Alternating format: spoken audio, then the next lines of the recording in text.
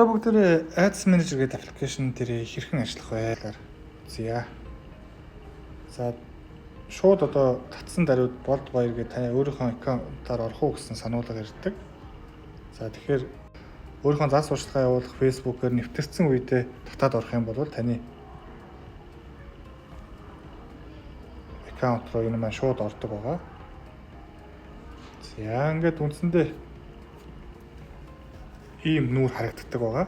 За ингээд зар сурталчилгаа үүсгэхийн тулд create гэдэг энэ хэсэгтээ дарж болно. Баруун дэд улдан дээр байгаа ногоон create гэсэн хэсэгтээ дарж болно. Хоёр өөр сонголтоор дарж болно. Гэхдээ бүгдээрээ юун түрүүнд төлбөрийн хэрэгслээ сонгож өөрсдийнхөө карттай тухайн аккаунтаа холбох ёстой.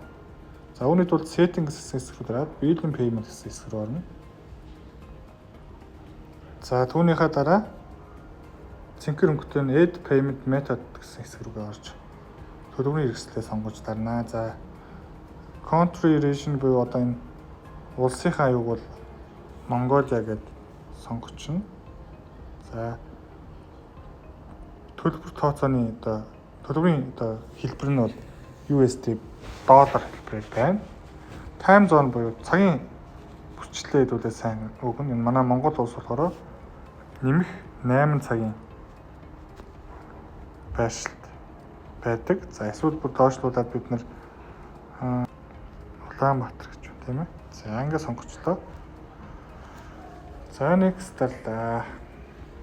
За үүний дараа нэг ийм хуудас гарч ирдэг. За дебет юм уу кредит карт байх уу эсвэл PayPal-аар төлбөр тооцоогоо шийдэх үү гэсэн юм хоёр сонголт байдаг.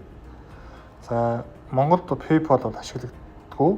Хараахан орж ирээгүй байгаа. Тийм учраас Visa картаар хэдүүлээ төлбөрөө нээн. Гэхдээ I have any credit to claim хэсгийг сонгож чагтлах шаардлагагүй шүү. Энийг зарим хүмүүс чагтлаад буруу юм хийгээд идэг.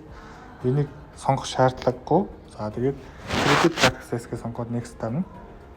За энэ дээр картын дугаараа картынхаа нэрийг бичиж таны картн дээр байдаг нэрийг англиар бичих шаардлагатай. За картын дугаараа бичиж 902 49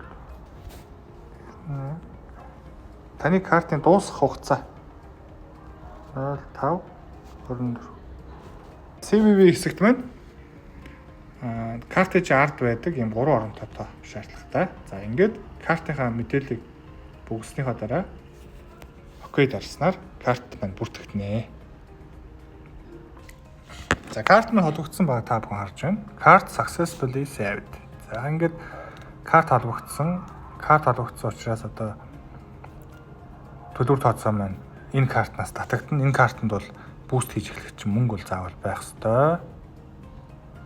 За энэ дээр мөн нэмэгдээд payment threshold, account spending limit, payment activity гэсэн ийм нэмэлт тохиргоонууд байдаг. За энийг ямар учиртай хэлж өгье. Payment threshold гэдэг маань бустын чинь төлбөр хэд гарахад таны картнаас татах юм бэ?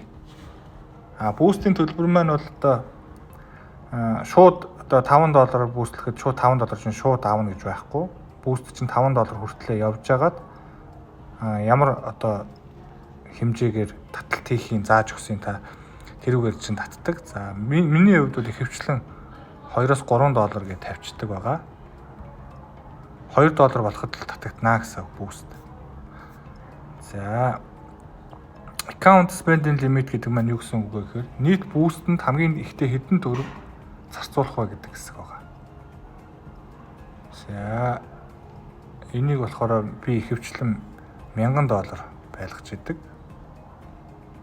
Яагаад гэвэл энэ лимит нь дүүрчих юм бол буст явахаа болждаг байна. Тэгэхээр энийг аль болох ахиухан тавьж өгөх хэрэгтэй. Энийг бол аль болох бага тавьдаг. Яагаад гэвэл нэг мэдэхэд $40 $50 ингээд гарцсан. Тэр нь татагтаагүй ингээд байж идэг байгаа. Тэгэхээр аль болох төлбөрөө тухай бүртэн татуулаад цэцтэй явахын тулд бустээ ингээд $2 тавьчихдаг байгаа. За буцъя. За төлбөр тооцооны хэсгүүд үндсэндээ болцсон. За тэгэхээр одоо бүгдээрээ дараагийн хичээлээр хэрхэн буст хийх вэ гэдэг сургалтыг орно.